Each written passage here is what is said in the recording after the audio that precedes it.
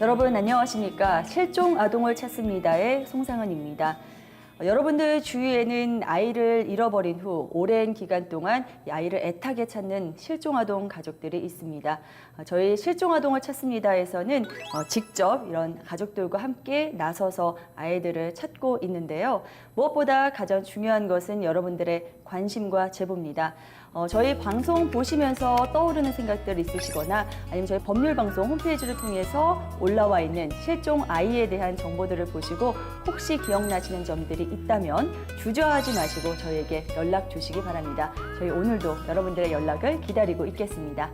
자, 이 시간 함께 해주실 분들 소개해 드리겠습니다. 초록우산 어린이재단 실종아동 전문기관의 김진 소장님. 경찰청 장기실종 추적전담 출신 이건수 교수님 함께하겠습니다. 어서 오세요. 반갑습니다. 네, 반갑습니다. 실종아동을 찾기 위해서 부모님들께서 가장 먼저 하시는 일 중에 하나가 아마 전단지 제작일 것 같아요. 근데 이 전단지를 만들어서 사람들에게 나눠주고 뭐 그런 과정에서 속상한 일도 많이 있으시다면서요. 네, 요즘에 특히 그런 것 같은데요. 부모님들이 전단을 나눠줄 때 받지 않거나 아니면 받아도 금방 쓰레기통에 버리거나 네. 그런 경우가 많아서 부모님들 마음에 큰 상처가 되고 있습니다. 네. 부모님들에게는 사실 그 전단 한 장이 아이하고도 같은 의미를 갖는 건데 네. 전단이 버려지면 밟히면 내 너무 아이가 속상하죠. 버려지고 밟히는 것 같은 그런 느낌이 드실 것 같아요. 네, 그래요. 이런 전단지를 보는데 드는 시간이 단 3.5초 밖에 걸리지 않거든요. 그래서 여러분 5초에서 한 10초 정도의 시간, 이 짧은 시간을 좀 할애해 주셔가지고 더 많은 관심 기울여 주셨으면 좋겠습니다. 교수님, 근데 저희가 이렇게 전단지를 보고도 사람을 얼마든지 찾을 수 있다는 희망을 많이 전해드려야 될 것 같아요. 그래서 실제로 실종 아동들을 찾은 사례가 있다면 그것도 좀 소개해 주시면 좋을 것 같은데요. 최근에 발견된 그 아이들 중에 작년 10월경에 경찰관이 이제 그 전단지를 그 버스 타는 데다가 그 붙여놨어요. 네. 그러니까 그 아이가 실종된 지가 한 30년 넘게 지났는데 그 전단지를 본 이웃집이 마을 사람들이 전화를 한 거예요. 그래요? 그래서 이제 확인해 보니까 뭐 설마 혹시 하고 갔는데 네. 진짜 그 아이인 거예요. 와. 이제 근데 좀 신기한 게 네. 그 어릴 적에 잃어버렸던 그 전단지 얼굴과 지금 성장을 많이 했잖아요. 근데 네네. 거의 뭐 너무 막 닮아가지고 몇 년 만에 찾은 거였죠? 거의 한 33년 만 정도 될 거로 네. 알고 있고요. 그래서 예. 너무 좀 행복했고 네. 전단지에 효과가 있구나. 네. 그러니까요. 이런 이야기들을 저희가 좀 더 많이 전해드려서 전단지를 잘 보는 것만으로도 굉장한 좋은 일을 하시는 거란 걸 많이 좀 알려드려야겠다는 생각이 듭니다. 예, 이렇게 좋은 사례도 있다는 거 꼭 기억하시고요. 여러분들의 관심을 끌어내기 위한 여러 가지 그런 장치들이 좀 더 필요하다라는 생각이 드는데요. 소장님, 이 벨기에의 한 NGO 단체에서는 좀 색다른 방식을 시도했다고요? 네.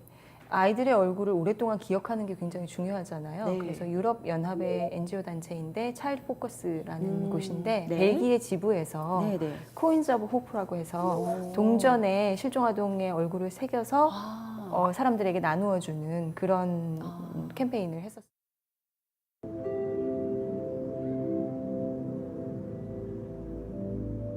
Currency is the world's oldest, most shared media, but it's also the most difficult to have made.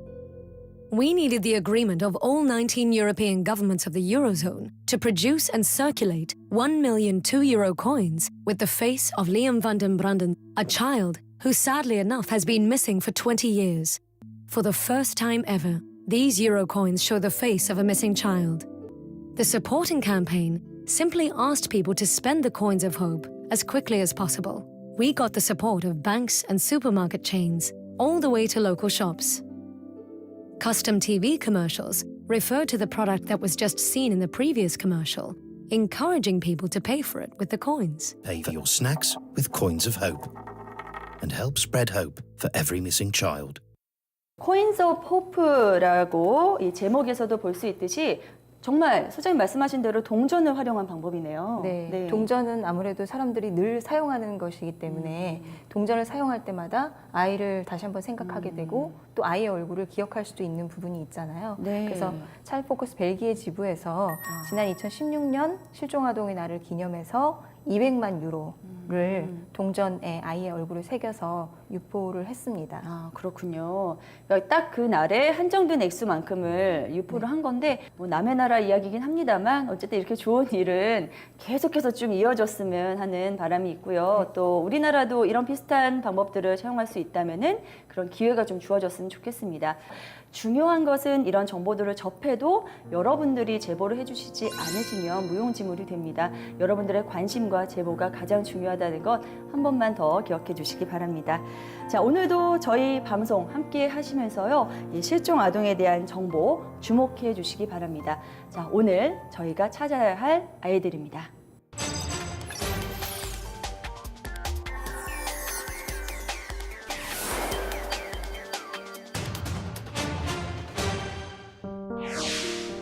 김은지. 2002년 당시 만 4살 때 실종됐으며 현재 19살입니다. 오른쪽 다리와 아랫배 부분에 화상 흉터가 있습니다. 최재혁. 2002년 당시 만 2살이었으며 현재 17살이 됐습니다.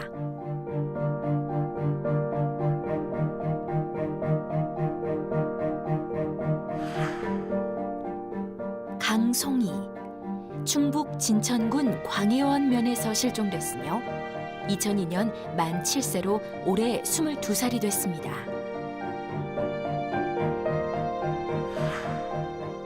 김하은. 2001년 당시 만 6살로 현재 22살입니다. 전남 강진군 강진읍에서 실종됐습니다.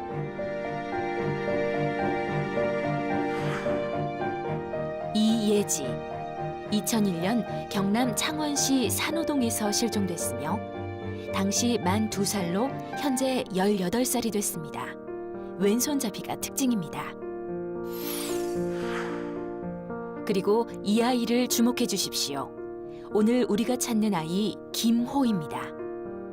실종 당시 만 3살로 현재 34살이 됐습니다.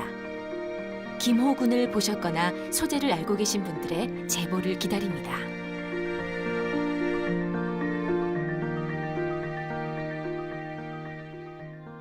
오늘 우리가 주목할 아동 바로 김호 군입니다. 지금 스튜디오에는 김호 군의 아버지이신 김기석 씨 나와 계십니다. 어서 오세요. 네, 안녕하세요. 네, 반갑습니다. 어려운 걸음 해주셔서 대단히 감사드리고요. 김호 이렇게 외자잖아요. 근데 이 호라기보다는 호야라는 애칭으로 네. 예, 많이 부르셨던 것 같은데요. 네, 호야 집에서 호야 이렇게 불렀습니다. 네, 애가 말도 잘했고 네. 좀 똑똑한 편인데 이렇게 실종이 돼서 찾지를 못하고 안타고 하고 있습니다. 그래요. 아버님 말씀 한 말씀 한 말씀 짧지만 굉장히 그 감정들이 전해지고 있는 것 같습니다. 이 어린 시절에 호야라고 흔히 불리던 그 이름으로 더 익숙하신 분들 혹시 그 어린 시절의 기억이 지금 나신다면은 주저하지 마시고 연락 주시기 바랍니다.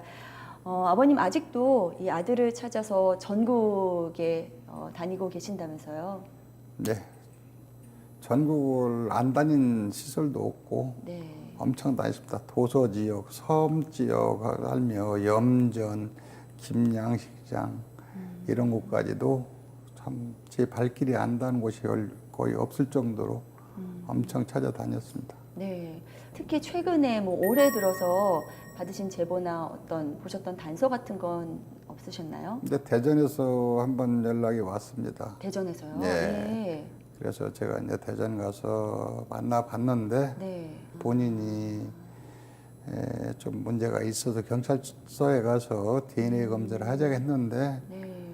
거기는 갈 수 없다. 이제 그래가지고 제가 이제 밥만 한 끼 사주고 네. 거기서 용돈 좀 줘주고 라고 온 적이 있습니다. 본인이 대전 자해원이라는 곳에서 성장을 했다고 얘기를 하더라고요. 자해원이면 호야가 발생된 지점에서 한 1km 안에 들어가거든요. 그래서 제가 불이 나게 달려갔던 이유가 그 근처니까 그래서 달려가 봤어요. 달려갔는데 저한테 이제 손톱하고 머리카락을 깎아서 줬는데 막상 얼굴을 딱 대하는 순간 아니다는 느낌이 확 왔어요. 이제 코도 우리 집에 매부리코가 없는데 코도 매부리코에다가 이빨도 옥리에다가 그런 상황이 돼서 이제 대전 동부색인 박영윤 경위가 같이 한번 저기를 하겠다. 그래서 이제 주변에 와서 보고 저기를 해주겠다고 했는데도 본인이 그래서 혹시라도 나를 만나기 위해서 자기도 자기 깐에는 부모를 찾고 싶어서 전화를 했는데 나를 만남으로 해서 자기가 잘못돼서 또 다시 수용된다든가 이렇게 하면은 안 될 것 같아서 제가 이제 그 경찰들 저기는 저기 하고 이제 개인적으로 이제 만나보고 이렇게 했습니다. 경찰에서 매년 분기별로 다니거든요. 전국 일제수색을 다니는데 무용고자부터 해서 매년 많은 실종자, 무용고자가 가족의 품으로 돌려보내고 있는데 그분 역시도 한번 설득을 해서 유전자라도 좀 보내서 다른 가족이라도 만날 수 있도록 그렇게 안내한 것도 좋을 것 같습니다. 어쨌든 많은 기대를 하시고 만나보셨을 텐데 아버님의 실망 만큼 저희가 오늘 좀 희망을 드리는 시간으로 만들어야겠다는 생각이 듭니다. 빨리 김호군에 대한 좋은 소식 좀 들려왔으면 좋겠고요. 그리고 오늘 방송 통해서도 많은 분들께서 좀 제보를 해주셨으면 좋겠습니다. 자, 그럼 이제 본격적으로 김호군 실종에 대해서 좀 더 자세히 알아보겠습니다. 1986년 11월 4일에 실종된 김호군 실종 당시 상황을 자세히 한번 살펴보겠습니다.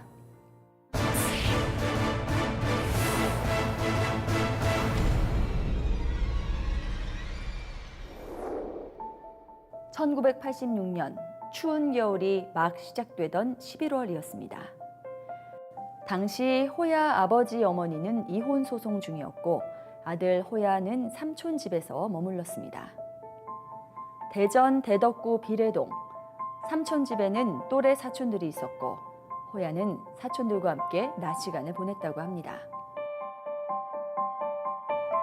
11월 4일 그날도 역시 사촌 동생들과 놀고 있었던 호야. 그런데 잠시 외출했다 들어온 삼촌 눈에 호야가 보이지 않았다고 합니다. 왜 둘만 집에 있을까? 호야는 어디에 있는 걸까? 그런데 함께 놀던 아이들도 호야의 행방을 알지 못했습니다.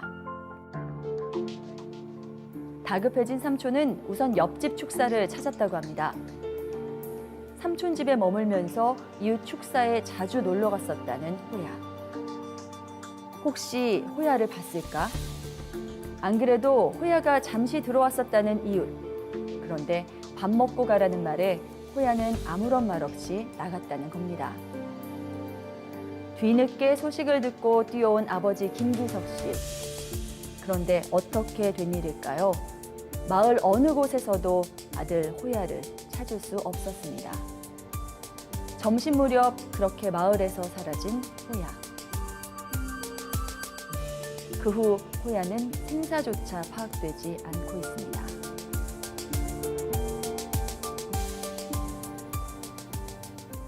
김호군이 실종되던 상황 함께 보셨는데요. 실종 당시의 상황을 좀 더 자세히 살펴보도록 하겠습니다. 당시 김호군이 사촌의 집에서 생활하고 있었다고요? 제 남동생 집에 잠깐 가 있는 상황에서 거기서 실종이 됐습니다. 그 이웃집에 축사가 있었어요. 네. 그 돼지 키우는 축사가 있었는데 거기를 아이가 놀러 갔었는가 봐요. 그 전에는 그 앞에 그 대전 IC 거를 나가는 톨게이트 옆에 그 검문소가 있거든요. 네. 이제 거기 가서 의경들하고 자주 놀고 그러고서 이제 오고 그랬대요. 그러니까 의경들이 맛있는 거 과자라도 사주면은 그럼 먹고 놀다가 집에 오고 거리는 좀 꽤 돼요. 한 500~600m 되거든요. 네. 쭉 검문소까지 가려면은. 그런데 거기를 이제 혼자 다니고 혼자 갔다가 다시 돌아올 네. 수 있었던 네. 아이였군요. 네. 네. 그 사실 상당히 낯선 똑똑한 집이 것 아닌 같은데요. 삼촌 댁인 거잖아요. 네, 예. 그래서 이제 뭐 비교적 익숙하지 않은 곳일 수 있는데 아버님 말씀에 의하면 호야가 그 의경이 있는 곳까지도 혼자서 왔다 갔다 할 수 있고 네. 다닐 수 있는 그런 정도라면 사실은 보통 이제 낯선 곳에서는 길을 잃을 가능성이 굉장히 많은데 네. 지금 아버님이 말씀하신 내용으로는 길을 잃었다라고 보기에는 조금 어렵지 않을까 그런 생각이 저는 좀 들어요. 저도 그랬습니다. 그 제가 이거 꿀밤한테 때리면은 애가 뭐라고 했냐면은 아빠 때리지 말고 말로 하라고 요 정도로 말을 할 정도였었으니까 6살짜리 아이가. 예, 예. 그런데 그날 행적은 그 옆에 축사집에서 얘 호야 밥 먹자 그러니까 얘 하고 나갔다는 거예요. 이제 거기까지가 이제 마지막 행적인 거예요. 그래서 그 혹시 몰라서 우리 가족들이 전체가 다 그 축사 오물통 있잖아요. 그런 데라도 빠졌을까 하고 장대 갖고 다 뒤져보고 이렇게 했던 적이 있거든요. 혹시 그때 당시에 목격자도 없었나요? 네, 목격자는 그 축사 거기가 마지막이고 그 위에가 비례사란 절이 있어요. 그래서 이제 절 쪽에도 누나들이 가고 막 저희 누나들이 가서 보니까 공주 갑사로 빨리 가봐라. 그래서 이제 공주 갑사도 제가 쫓아가고 했는데 공주 갑사에서는 그런 사람이 없다. 이제 그렇게 얘기가 됐었는데 지금까지 행적을 찾을 수가 없습니다. 네. 실제로 5살 아이 보면 네. 이제 실종된 아이들 많이 보면 그 지나간 분들이 아이를 데리고 가는 경우도 있고 네. 서울에서 없어졌는데 저 경상도 섬에서 발견되는 것도 많고 어떻게 거기까지 갈 수 있었던 거죠? 실제로 이제 차편을 이용해야 되는데요. 예, 그 시설에 약간 보호하고 있다가 장기 보호 시설 아이를 옮기는 경우가 대부분입니다. 그 사이에 또 예, 잃어버린 건가요? 일주일 사이에 네. 그 서울에서 없어진 아이가 경상도 섬에서 발견되고 그런 경우도 꽤 많이 발견됩니다. 그렇군요. 지금 그 근처에 절로 가는 것도 5살 아이로, 만 3살의 아이로서는 좀 힘들지 않을까 했는데 얼마든지 또 예, 거리는 상관이 없는 거군요. 거기가 절에 다니는 길목이기 때문에 그건 이제 옛단 집에 있었거든요. 처음에 그 동생이 그 장사를 했기 때문에 큰 창고가 필요해서 거기 옛단 집이 있고 그 옆에 축사가 있고 이제 지금은 거기 아파트 단지가 됐지만은 옛날에는 조금 시내하고 또 주택가하고는 좀 떨어져 있던 장소에 있었거든요. 네네. 뒤로 내가 집 뒤로 이렇게 돌아가 봤어요. 돌아가니까 어느 계곡에 가니까 저기 같이 올라온 게 있더라고. 그래 막 쪽쪽 갈라지고 뭐 부패된 것 같이. 그래요.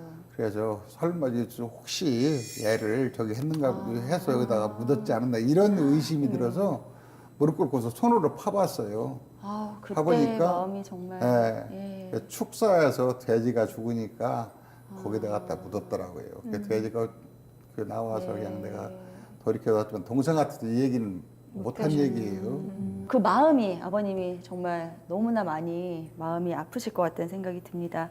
바로 아시게 된 다음에 실종 신고도 하셨죠? 네, 실종 신고가 네. 바로 됐죠. 경찰에 신고돼가 검찰이 이제 했던 집이기 때문에 와서 한번 둘러보고 찾아보고서 그때 당시만 해도 이렇게 수사본부 차려진다든가 그런 건 없었어요. 파출소에서 한번 나와가지고 휙 둘러보고 좀 기다려봐라. 이제 그러고 나서 지금까지 이제 흘러왔지요. 네. 지금 아이가 만약에 실종됐다면 수사본부 차리고 난리가 났을 거 아닙니까? 저 CCTV도 많고요. 예, 그런데 그때 당시는 CCTV도 없고 거기가 또 앳돈 집이고 앳단 집이기 때문에 네. 이제 기다려봤는데 찾지를 못하고 그래서 이제 그때부터 저희 선친 할아버지죠, 호야 할아버지서부터 고모들 작은 아버지 할 것 없이 다 찾으러 이제 뒤지기 시작했죠. 그래서 이제 제가 대전서부터 시작해 저는 이제 출발지가 대전이니까 네. 대전 시내 시설을 1차적으로 싹 돌았어요. 1차적으로 돌고 안 돼갖고 또 다시 2차로 다시 대전 지역을 또 돌고 네. 그러고서 이제 충남 일대로 그다음에 충북 일대로 이제 그렇게 돌다가 지금은 이제 전국적으로 그래서 이제 뭐 안 가본 데가 없어요. 경남, 경북, 심지어 저 바닷가까지 다 가왔으니까. 그 이후서부터 지금까지 이제 계속 못 보시는 거고 말씀해 주셨던 것처럼 전국 다니면서 이렇게 보셨는데 굉장히 황당한 일을 겪으신 게 지금 보니까요. 아버님 집으로 대구로 병역 통지서가 왔다면서요. 지금, 남자 아이니까 예, 예. 국방 의무는 당연한 거잖아요. 이게 국방부에서는 통지서를 내보낼 수밖에 없고 신체 검사라고 내보낼 수밖에 없고. 근데 이렇게 장기 실종 됐다고 신고가 가 있어도 이렇게 통지서가 나오나요? 예, 그게 나옵니다. 아, 부모님들을 2번 울리게 하는 거 아닌가요, 부장님? 이거 네, 좀 네. 고쳐야 되지 않나요? 실제로 그 우리가 이제 법을 좀 보면요. 경찰에 실종 신고됐다는 사실 증명은 네. 실종을 신고했다는 거지 법적으로 아이가 호적적으로 잘못됐다는 건 아니거든요. 네. 그래서 이런 경우에는 이제 그 부모님 입장에서는 법원에다가 실종 선고 접수를 해야 되는데 네. 그러면 호적적으로 이제 실종 판결을 내리거든요. 네. 그걸 판결문을 통해서 병역 문제 해결이 되는데 아, 부모 입장에서는 그렇게 못하는 거죠. 왜냐하면 아이가 죽었는지 살았는지 모르는데 어떤 그 호적으로 아예 어떻게 보면 사망 선고잖아요. 호적에서 없애는 거- 아니요, 아. 호적은 남아 있고 주민등록을 말소를 하게 되어 아, 있어요. 그래요? 근데 주민등록 말소 자체가 부모님들에게는 지금 교수님 얘기하신 그럼요. 것처럼 예, 언제 아이를 돌아올지 모르는데 모르는데, 그거를 지키고 있어야죠. 말소- 그렇게 받아들여지게 되는 거죠. 말소와 동시에 이제 호적상 네. 법적으로 권리가 상실되는 상실되는 겁니다. 그러니까 살았는지 죽었는지도 모르는데 네. 결국은 사망 선고를 내리는 거하고 똑같지 않습니까? 법원 판단을 받으면은 네. 그거 자체가 불합리한 거지요. 네, 네. 우리 부모들은 아이가 지금 죽었다고 딱 판결이 어디서 저게 나왔으면은 마음이라도 포기하고 사는데 네. 어디가 살고 있는데 네. 그 아이 자체 그 뿌리를 갖다가 내 스스로 다 버리는 거 아니에요? 막아버리는 거 아니에요? 네. 근데 그것은 잘못된 법이죠, 사실은. 그럼요. 그리고 실종됐다 이 정도로만으로는 안 되는 건가요? 왜 이렇게까지 악용하는 분이 있거든요. 아, 실종됐다고 신고하고 군대를 안 보내려고 하는 예, 건가요? 군대도 안 가고 또 보험금을 수령하는 아, 경우도 있고 악용하는 분들이 있기 때문에 이 부분은 어느 정도 좀 더 그 검토가 필요하지 않을까 싶습니다. 네, 많이 고려를 해서 다시 실질적으로 도움이 될 수 있는 그런 실효성 높은 법안으로 다시 좀 나와야겠다는 생각이 듭니다. 근데 전단지 나눠줄 때도 속상한 일이 많으셨다고요. 이루 말할 수 없지요. 전단지를 이렇게 주면은 이제 5월 5일 날이면 어린이 대공원 많이 가지 않습니까? 네. 뭐 다른 지역도 가서 많이 돌렸고 하는데 아이를 손잡고 가는 사람들이 손을 탁 칩니다. 이게 전단지를 하면 손을 탁 쳐요. 그리고 전단지를 받으면은 바로 와서 버리고서 밟아요. 쓰레기통도 뭐 안 가고 바로. 그러고 이제 쓰레기통에 버리고 이렇게 하는데 어린이 대공원 가면은 그 노점상들이 자기들 영업 방해한 데서 전단지 못 돌리게 하죠. 우리가 이게 전단지를 돌리면 또 공원 측에서는 쓰레기가 되잖아요. 자기들은 그 청소를 해야 되잖아요. 네. 그래서 못하게 하고 또 저기로 시비가 되고 막 싸움이 되고 이렇게 돼요. 대공원 측에서는 청소하는 게 사실 불편하겠죠. 안 불편할 수는 없죠. 이걸 갖고 와서 그냥 아무 데다 버리니까. 그래도 저는 어쩔 수 없이 이걸 해야 되니까. 그래서 찾아지는 사람도 있고 하니까 네. 이걸 돌리기도 하고 심지어 저는 우체통에다 넣어요. 왜냐면 이제 사람한테 주니까 이걸 거절하니까 동네를 하나 정해서 거기 우체통에 넣으면 그 집으로 들어갈 거 아니에요. 어떻게든 보실 수 있게. 네. 그리고 신문이 있잖아요. 신문 보급소 찾아가서 사천부면 사천부 보급소다 맞게 돈 주고 그럼 신문에 끼어 들어가면 집 안으로 들어가잖아요. 네. 어느 집이 들어갈지는 모르지만은 집 안으로 들어가니까 신문에도 저는 이제 배급을 했었고 심지어 충남 도지사 있잖아요. 도지사실까지 가서 충남 도내에 있는 마을 이장들이 몇 명이냐. 네. 마을 이장들까지 돌아갈 수 있게끔 도청하고 협의해서 한 번에 8,000부씩 갖다 주겠고 대전시청도 마찬가지로 이렇게 해서 통장들까지 이게 돌아가게끔 다 이게 전단지를 배포해 아버님 본 적이 진짜 있어요. 전단지 가지고도 안 해보신 일이 없으시네요. 네. 정말 할 수 있는 모든 것을 다 해오셨는데요. 저희가 여기서 좀 마음껏 크게 좀 보여드리겠습니다. 그리고 이제 아이 이제 사진만 아, 네. 이렇게 돼 있는 거고요. 네, 제가 들어서 보여드리겠습니다. 예, 실종 당시의 사진 이렇고요. 그다음에 더 아기였을 아이 때 사진. 예, 신체 특징 다 이렇게 나와 있습니다. 네. 아, 이거는 현재 추정 사진을 만드셨나 봐요. 그것은 예. 미국에서 아. 그려와서 했는데 네. 이제 서양 구조라 네. 좀 안 맞기도 해요. 아무래도 이제 서양인들의 DB가 많다 보니까 네. 아시아인하고는 좀 차이가 있잖아요. 그래서 서양인의 그런 DB를 근거로 만들다 보니까 아마 지금 아버님 얼굴하고도 조금 차이가 네, 있게 보이는 것 약간 같아요. 외국 분위기가 나긴 해요. 그래도 일단 요 아기였을 때 사진에 더 주목하시면 좋을 것 같아요. 예, 그리고 이것도 예. 이제 내나 이제 그거하고 같은 전단지인데 네. 모양이 좀 바뀌어서 그럼 최근까지도 이 전단지를 이렇게 나눠 주신 거죠? 예. 이런 전단지 받으실 때요, 이렇게 누군가 나눠준다면 조금만 더 관심을 갖고 정말 이렇게 보는데 얼마 안 걸리거든요. 관심을 갖고 좀 지켜봐 주시면 좋을 것 같습니다. 그리고 또 사진도 갖고 오셨네요. 예. 네. 이게 이제 호야 어렸을 때 사진이고요. 네네. 아이고, 네.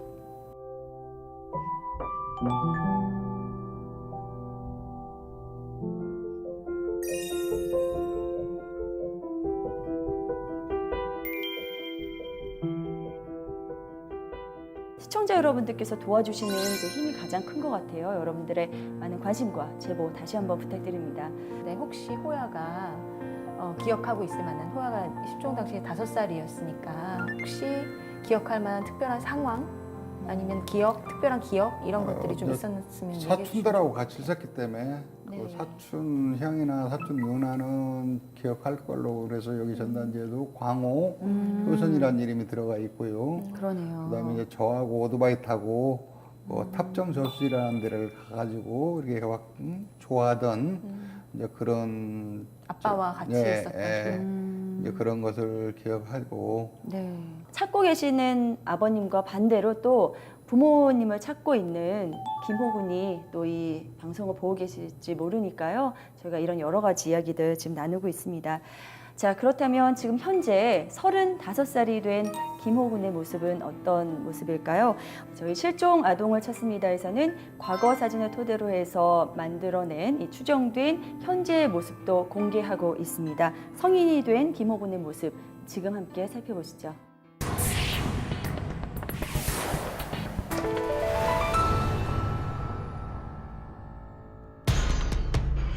가족의 품으로 돌아오지 못하고 있는 실종 아동들. 유일한 단서는 과거 기억, 그리고 남겨진 아동의 사진들 뿐이다. 실종 후 수년 혹은 수십 년, 현재 나이에 맞는 얼굴은 또 다른 중요한 단서. 한국과학기술연구원에서 개발한 3D 몽타주 프로그램 폴리스케치. 과거 사진으로 실종 아동의 현재 얼굴 추정이 가능하다. 한국인 남녀노소 900명의 인상별 특성을 데이터베이스화. 눈, 코, 입 길이와 얼굴형 같은 신체 특징부터 인상과 나이에 따라 나타나는 주름살이나 피부색 같은 얼굴 특성도 반영되는 프로그램.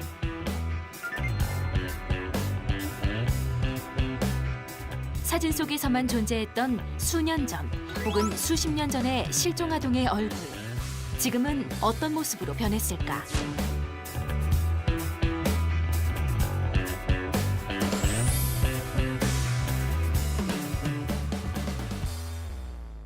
저희가 준비한 사진 지금부터 함께 자세히 보시겠습니다.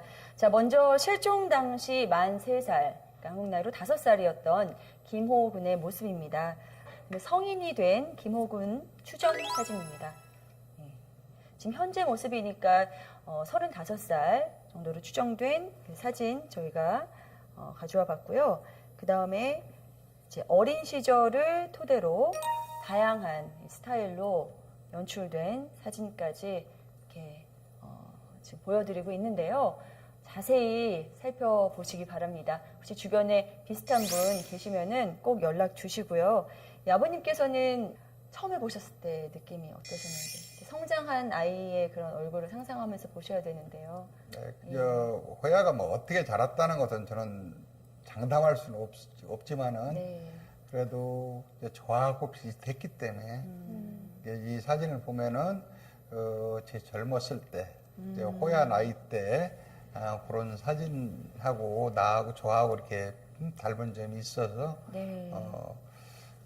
근사치가 하지 않느냐. 이제 코 주변이라든가 눈매가 네. 좀 많이 닮지 않았나 이런 생각을 해요. 네, 이 사진으로는 아버님이랑 정말 많이 네, 비슷해요. 저 네. 젊었을 때 그 모습하고 많이 닮았죠. 네. 호야가 어렸을 때 같이 가면은 사람들이 아유, 닮아도 너무 닮다 붕어빵이다 이렇게까지 얘기했으니까 네. 지금 나이가 35살이 됐으니까 그 사진하고는 오히려 지금 수정 사진이 비슷하지 않을까 저는 그렇게 생각을 합니다. 제가 아버님 보고 저 사진을 보고 네. 계속 보고 있었는데 많이 닮았다. 왜냐면은 특히 그 얼굴의 전체적인 얼굴 틀이 그 광대라든지 그 턱선이 너무 아버님하고 많이 닮았고 네. 그 지금의 그 김호가 컸다면 네. 아버님하고 정말 많이 닮지 않았나 그런 생각을 합니다. 너무 많이 닮은 것 같아요. 아버님을 많이 닮았다면 김호군도 눈썹이 삼각형으로 좀 짙을 가능성이 높고요. 그 다음에 코가 굉장히 복호세요. 아버님 맞죠? 네. 맞습니다. 예, 그리고 전체적으로 굉장히 둥근 인상에 굉장히 인상이 좋으신 분이기 때문에요. 이런 분을 보면은 쉽게 지나치기도 어려울 것 같습니다. 그래서 꼭 이 인상과 분위기를 기억해 주시면 좋을 것 같습니다. 네, 오늘 김호 군을 찾기 위해서 이렇게 아버님 모시고 여러 가지 이야기를 나눴는데요. 끝으로 함께 해주신 두 분, 우리 아버님께 혹은 시청자분들께 하실 말씀 있으면 부탁드릴게요. 그동안 많은 가족을 제가 찾아왔는데 네. 63년 만에 아이를 찾기도 하고 아. 또 장기 실종 아동 이렇게 평범한 가정 속에 있는 그 아이를 찾아서 상봉한 적도 있고 그러는데 네. 아버님에게 좀 두 가지 당부를 좀 드리면 네. 첫째로 건강을 잘 지키셔서 호야를 만났을 때 정말 건강한 모습으로 꼭 만났으면 그런 바람이고 또 하나는 희망을 잃지 마시고 노력하다 보면 또 많은 분들이 함께 관심을 갖다 보면 좋은 결과 있을 거라고 생각하기 때문에 용기 잃지 마시라고 얘기하고 싶습니다. 네, 고맙습니다.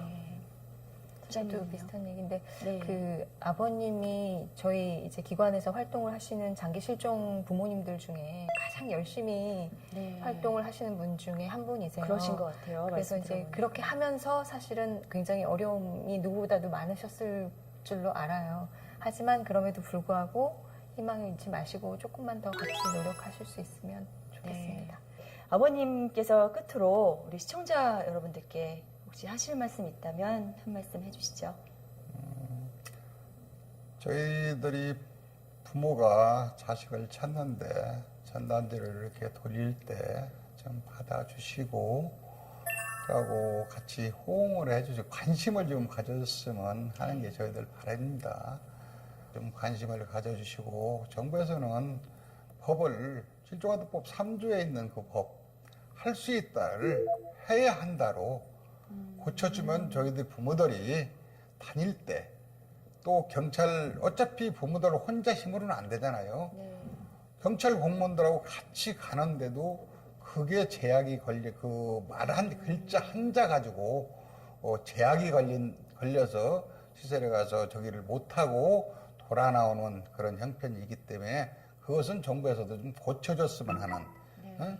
그래서 부모가 자식을 찾으러 갔을 때 제약이 안 걸리는 그런 한도 내에서 저기를 해야지. 말로만 실종아동법이 있지 실질적으로 일선에 가면 그게 아니다는 거. 얼마나 답답한지 모릅니다. 네. 그런 것을 좀 고쳐줬으면 하는 바람입니다. 부모가 자식을 찾는 일은 어떻게 보면 당연한 건데 그 당연한 일을 못하게 막는 경우가 현실적인 제약에 부딪히는 경우를 김호군 아버님께서 너무 많이 겪으셔서 이런 것들은 좀 정말 나라에 재원을 하고 싶고요. 그리고 이 관심이 더 많이 일어날 수 있도록 저희도 더 열심히 그런 부분에 있어서 홍보 더 열심히 하겠습니다. 선생님, 예. 끝으로 우리 아버님께서 아들 김호군에게 꼭 해야 될 이야기가 있다고 하셔서요. 그 말씀 저희가 청해 들으면서 아버님과의 시간은 여기서 마무리 짓도록 하겠습니다. 오늘 이렇게 귀한 걸음 하셔서 좋은 말씀 전해주셔서 고맙습니다. 네, 고맙습니다.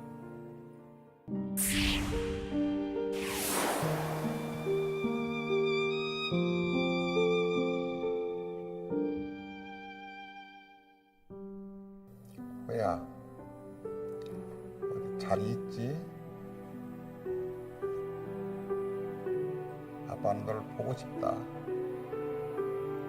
너를 찾기 위해서 전국 방방곡곡 시설과 또 다른 도서 지역까지도 너를 찾으러 다녔다. 지금까지 31년째가 접어들었는데 너를 찾지 못하고 있지만 아빠는 너를 찾아놓고 너의 꼬리를 찾아주기 위해서 온 힘을 다해서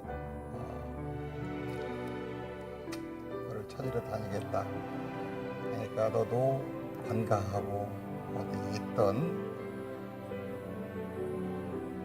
사람다운 대한민국 일원으로서 잘 성장하길 바란다.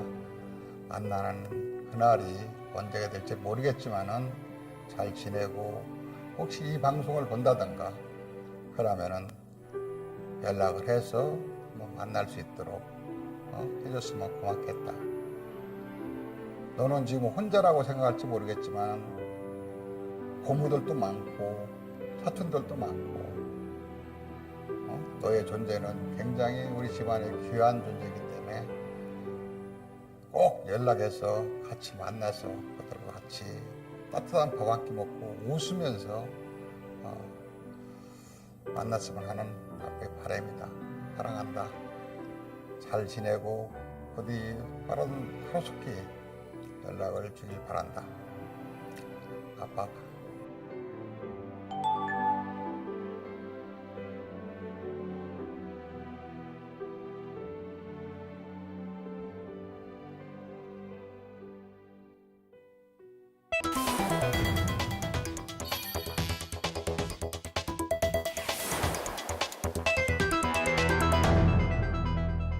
실종 아동을 찾습니다에서는 실종 가족과 함께 실종 아동을 찾아 나서는 것은 물론이고요. 실종 사건과 관련된 이슈를 보다 심도 있게 진단하는 시간도 갖고 있습니다.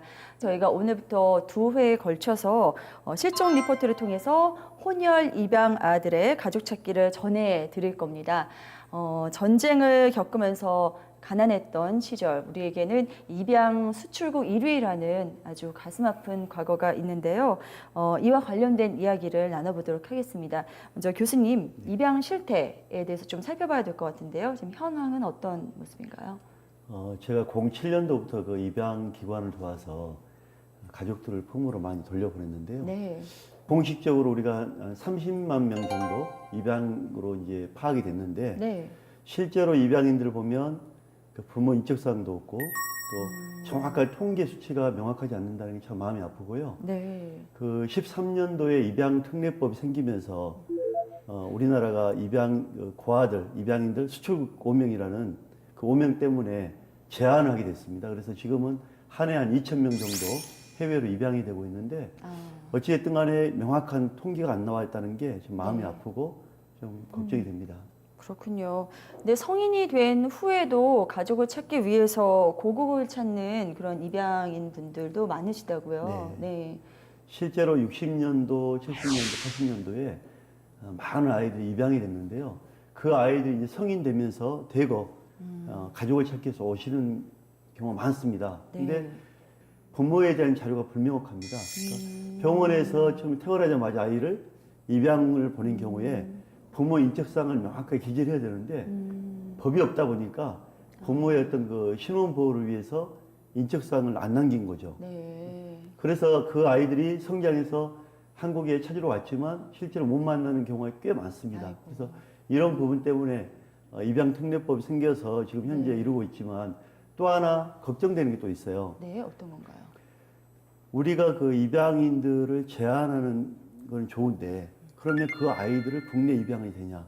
또 그렇지 않거든요. 그러면 그 많은 아이들이 시설에서 부모 없이 단체 생활을 해야 되거든요. 그러니까 부모가 있어서 자라는 아이와 부모 없이 그냥 너희 입양이 안 돼. 시설에서 커. 또 다른 문제거든요. 그렇죠. 이런 문제를 우리가 고민을 좀 해서 적절하게 그 특례법 부분도 개정도 좀 해야 되지 않을까 그런 고민을 많이 하게 됩니다. 네, 지금 교수님 네. 얘기하셨는데 네. 그 특례법상에 이제 조금 그런 맹점이 있는 부분이라고 얘기하셨는데 너무 아이러니하게도 네. 우리가 요즘에 굉장히 저출산에 대해서 얘기를 많이 하잖아요. 네. 그런데 저출산인데 사실은 아이를 버리는 경우, 유기하는 그 비율은 매년 조금씩 늘어나고 늘고 있고 있다고 있거든요. 하죠. 그러니까 그렇죠. 그게 굉장히 네. 모순되는 상황인 것 같아요. 그래요. 그냥 모든 사람들이 다 아이를 버리고 싶은 마음은 아니고요. 상황이 안 되니까 몇 년 후에 다시 데려와서 잘 키우겠다는 부모도 많다고 합니다. 그러니까 이런 심경들을 헤아려서 좀 더 현실적으로 잘 아이들이 아이를 안전하게 예. 잘 키워나갈 수 있는 진짜로. 방안으로 또 방법들이 많이 생겼으면 좋겠습니다. 두 분 이야기 잘 들었고요. 어쨌든 오늘 함께 만나볼 분들은 앞서서 말씀드린 것처럼 혼혈 입양아 분들이십니다. 이분들은 어떤 사연을 가지고 지금 한국을 찾은 것인지 우선 준비한 화면으로 함께 만나보시죠. 한국인 엄마와 주한미군 아버지 사이에서 태어난 혼혈 입양인들이 한국을 찾았습니다. 미국의 한 비영리 단체를 통해 4개국에서 모인 21명. 캘리포니아에 기반을 둔 비영리 단체입니다. 해외에 입양된 한국 입양인들이 한국에 대해서 배우고 한국을 경험하고 한국을 느낄 수 있는 그런 프로그램들을 준비하고 있습니다. 제일 중요한 일은 어떤 걸까요? 아무래도 가족을 찾는 거죠.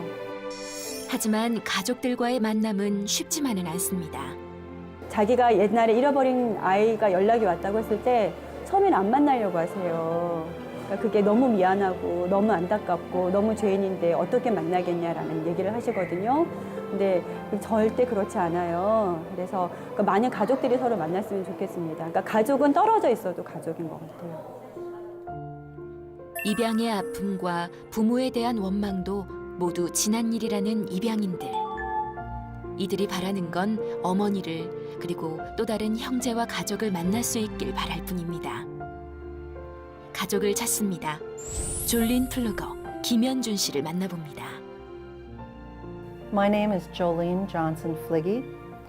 I was 18 months old when I was adopted to the United States. I was adopted with my biological half-sister. She was 5. 어린 시절 사진을 잘 살펴봐 주시기 바랍니다. 1959년 만 18개월이었던 김현준 씨의 모습입니다. This defines me because it's a picture of me with my sister being reunited at the airport in the United States. She came 3 weeks after I did because she did not pass her medical physical. I was in the orphanage, they believe, 6 months. My name was Kim Anjun. My sister was Kim Insun. We were told that we were brought to the child placement services by our grandfather and grandmother. Mrs. Oksun Hong at the time was the director of child placement services. She told my parents that we were brought by our grandparents, that it was a good family we were from. We were raised by our mother until we were brought there. We lived with her and our grandparents. They asked that we go together. So they wanted to keep us together. I feel that at that time they didn't have a lot of options, and that was what they felt was the best thing for us to be able to have a life. And my adopted mother told me, your real mother has to love you more than Dad and I ever could to been able to give you up, to give you the things she wanted you to have. So I've always felt a lot of love and caring, and she did what she felt was the best thing for us. Mrs. Oksun Hong had asked my mother to send pictures of us so that our mother could see us growing up. That was important for her. And so my mother started sending pictures, but then she became afraid. She and my father had been married 11 years and were trying to adopt within the U.S. And then they were told in the United States that suddenly they were too old. My mother would cry when they'd tell them that they were babies, and they said that she was not mentally stable enough. And my father was going to college to receive his PhD. They said he was too career-oriented. So my parents were very afraid, my mother especially, to lose us. And for some reason, she felt that if she continued sending pictures, somehow someone might be able to find us and come and take us from her. And she told me that later in years, how guilty she felt about that, and how she felt that she had done my sister and I an in-service by not having continued to send pictures. She felt terrible about that to her dying day, that she hadn't continued doing that because she knew how important that would have been. I guess I feel sometimes that As a mother myself, I love my children so much, and my life, I can't imagine giving them up. And I think that she had to come to a point in her life where it was, she needed to give us up so we could have what she wanted us to have. I would want to say thank you. You did something for me that I don't know if I could do myself. It was a selfless act that I will always be grateful for. And thank you for doing that for me. Hello, Mother. I'm happy, I'm healthy. I got to grow up with my sister. Thank you. I love you, I always will. I hope someday we will meet. Thank you. 김연준, 1957년생으로 18개월 때 미국으로 입양됐습니다. 김연준 씨를 알고 계신 분의 연락을 기다립니다. 이번엔 리사 잭슨, 한정자 씨의 사연입니다. Hello, my name is Lisa Jackson, Hunjongja, and I currently live in Miami, Florida, but I was born in Samsung-dong, Seoul, Korea. My husband and I have been married for 35 years, and we have 6 children and 18 grandchildren. And family is very important to me. 엄마가 되어 가족의 소중함을 누구보다 알게 되었습니다. When I left Korea, I was 6 years old. My mother took me to the orphanage when I was 4. But I was able to see her periodically during that time. I remember many things about my mother. She was very sweet. I know that she loved me. And she had beautiful hair. I just remember her being beautiful. We had just the one room, and we would all share dinner together with the rest of the people in our little village. And my mother had to work lots, so I was always with the neighbors. And I guess that was one of the reasons why she couldn't keep me, because she was having to work and try to support both her and me. So I guess it wasn't easy for her. But when I was growing up, and sometimes even being a teenager, I would wonder why didn't she fight a little harder to keep me? Even if we didn't have money. Sometimes as a child, money doesn't matter. In many of the schools that I went to, I was the only one that was Korean, mixed race Korean. And so people don't understand, well, how are you Korean? And what about your mom? And, they ask a lot of those questions. Why do you don't look like your parents? Why don't you look like, we look like our mom and dad. Why don't you look like your parents? Picking at me that, what are you talking? Because you don't talk like us. So, that's not easy when you're a child.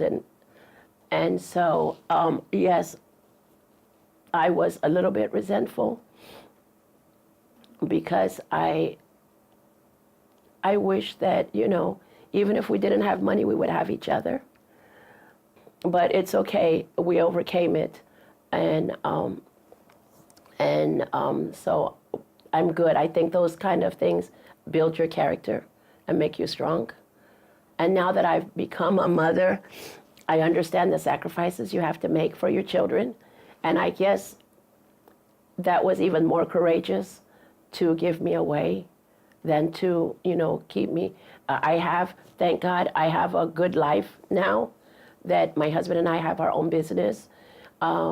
We have our children that live near us, and so my children are very, very good people, and my grandchildren. So I know how wonderful families are. So the resentment is, there's none. I have only love in my heart for her.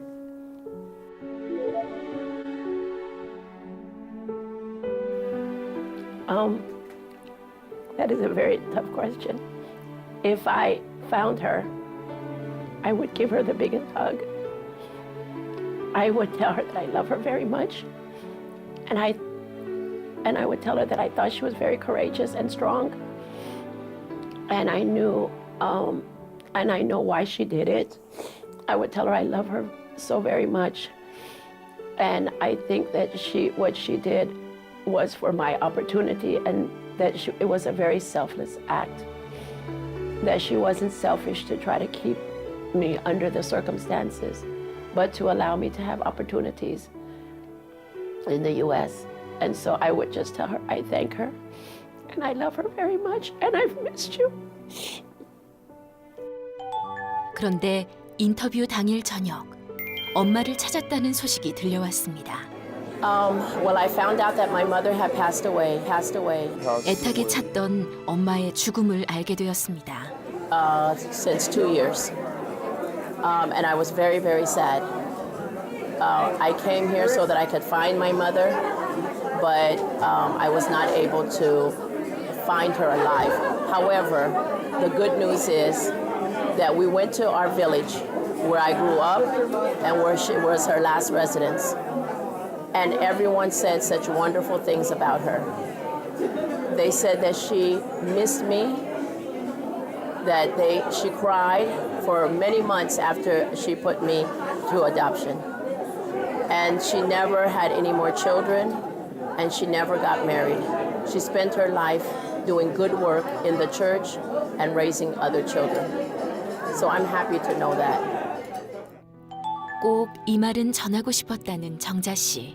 That I love her very, very much. And that I know that she did a life of service. She did a life that I choose to try to exemplify. I hope that I can be as good a person as she was. I wish you knew how much I thought of you every day, how much you are in my heart. I just want to say I love you. 딸과 함께한 정자 씨의 한국행. 행복한 모습을 봤다면 얼마나 좋았을까요? 이제 저 하늘에서 마음의 짐을 내려놓길 바랄 뿐입니다. 1961년 경기도 동두천에서 태어난 이지순 씨입니다.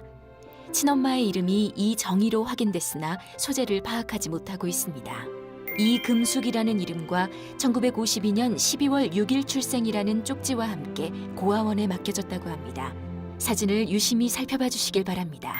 1952년 부산에서 태어난 김미강 씨입니다. 미국행 비행기를 타는 날 어머니가 배웅을 나왔던 걸 기억하고 있습니다. 1971년생인 홍연자 씨. 1살 때 입양됐는데 서류에 집 주소가 안정리로 돼 있습니다. 어린 시절 사진을 잘 봐주시기 바랍니다. 혼혈 입양 아들이며 한국에 있는 가족을 찾습니다. 이들의 가족을 알고 계신 분들의 연락을 기다립니다. 네, 저희가 화면 통해서 다양한 사연들을 지금 봤습니다만 저는 특히 리사님의 사연이 좀 이렇게 반갑기도 하면서도 좀 안타까운 것이 어쨌든 어머님을 직접 만나지 못한 그런 안타까움도 있습니다만 그래도 옆에 친구분들 이렇게 만나셔서 이야기 들으셨고요. 그리고 주변의 친지분도 이제 곧 연락을 해서 이런 따뜻한 만남을 기대하고 있는 상황이기 때문에 또 좋은 그런 결과들이 많이 들려왔으면 좋겠습니다. 자, 두 분께서는 어떻게 보셨는지? 생각이 명확합니다. 혼혈 입양인이든 간에 네. 우리 한국인이고 우리나라에 태어났고 우리나라 부모님이 태어났기 때문에 네. 우리 한국인입니다. 그런데 우리가 정말 관심을 갖고 사랑으로 따뜻하게 맞이해 줘야 되고 특히나 이제 혼혈 입양인들 그 가족을 만나는 현장 가면 너무 마음이 아파요. 특히 이제 한 어머니 같은 경우에는 그 아이를 입양 보내놓고 너무 보고 싶어서 재혼도 하지 않고 평생을 그 아이를 그리워하다가 이렇게 늦게 이제 만나는 경우도 많고 작년에도 우리가 이제 그 미국 그 FBI 고위직 공무원 같은 경우인데 그분도 이제 60년 거의 50년 60년 사이 된 분 같아요. 근데 그분 같은 경우에도 부모를 찾기 위해서 한국을 그 3차례 정도 왔다가 못 찾고 있다가 저를 통해서 만났는데 이제 그분은 부모님이 다 돌아가시고 누나를 만났거든요. 너무 감사하고 정말 한국인이라는 자부심이 있더라고요, 그분들한테는. 그리고 자기 자녀들에게 너는 한국인이다. 딸하고 아들이 있는데 늘 자녀들에게 너는 한국인이기 때문에 자부심을 갖고 커라 이렇게 자녀들에게 늘 얘기해왔답니다. 근데 누나를 만나고 그런 자부심이 더 커졌더라고요. 그래서 우리가 우리나라를 통해서 입양된 분들은 우리나라 국민이고 네. 우리가 정말 따뜻하게 관심 갖고 함께하는 그런 마음이 필요한 거라고 생각합니다. 네. 그 전쟁과 가난 때문에 수십 년 전에 우리나라가 그렇게밖에 할 수 없는 그런 상황들이 있었잖아요. 역사적인 불행인 거잖아요. 그런 부분들을 좀 잘 극복할 수 있도록 교수님 얘기하셨던 것처럼 사람들이 좀 도와줄 수 있으면 좋을 것 같고, 실종도 그렇지만 입양도 원하지 않게 부모와 자식이 헤어지게 된 경우이잖아요. 그래서 이미 발생한 경우는 조금 더 가족을 잘 찾을 수 있도록 저희가 지원을 최대한 할 수 있으면 좋겠고, 앞으로는 더 이상 그런 일이, 가슴 아픈 일이 일어나지 않도록 저희가 조금 더 뭐 사회적인 체계나 제도나 이런 것들을 좀 잘 마련하는 것이 필요하지 않을까, 그런 생각이 많이 들었습니다. 네. 자, 혼혈 입양인들의 가족 찾기 이야기는 다음 회에도 계속됩니다. 계속해서 여러분들의 많은 관심 부탁드리겠습니다. 자, 오늘도 저희 준비한 시간 이제 마무리 지을 순서인데요. 오늘 저희 방송 함께 하시면서 생각나시는, 또 기억나시는, 혹은 직접 아시는 그 모든 것, 어떤 내용이라도 좋습니다. 가까운 경찰청 또는 실종아동 전문기관에 여러분 제보를 해주신다면 저에게 정말 너무나 큰 도움 될 테니까요. 여러분들의 많은 관심과 제보 계속해서 기다리고 있겠습니다. 자, 그럼 끝으로 저희가 찾고 있는 실종 아동에 대한 정보 다시 한번 전해드리면서 저희는 여기서 물러나도록 하겠습니다. 오늘도 함께해 주셔서 대단히 고맙습니다.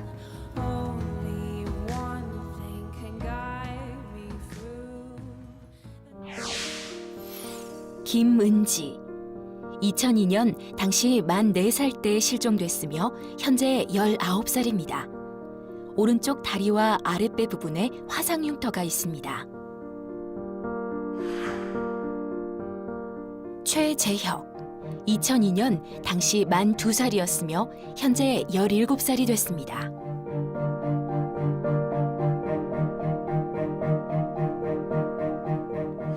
강송희. 충북 진천군 광해원 면에서 실종됐으며 2002년 만 7세로 올해 22살이 됐습니다.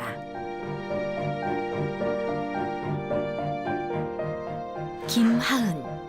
2001년 당시 만 6살로 현재 22살입니다.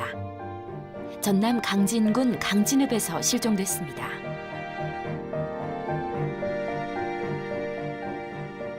이예지. 2001년 경남 창원시 산호동에서 실종됐으며 당시 만 2살로 현재 18살이 됐습니다. 왼손잡이가 특징입니다. 그리고 이 아이를 주목해 주십시오. 오늘 우리가 찾는 아이 김호입니다. 실종 당시 만 3살로 현재 34살이 됐습니다. 실종 당시 어린 시절 모습, 그리고 현재 모습으로 추정되는 김호 군의 모습입니다. 어린 시절 사진과 비교해서 유심히 살펴봐 주시길 바랍니다. 김호 군을 보셨거나 소재를 알고 계신 분들의 제보를 기다립니다.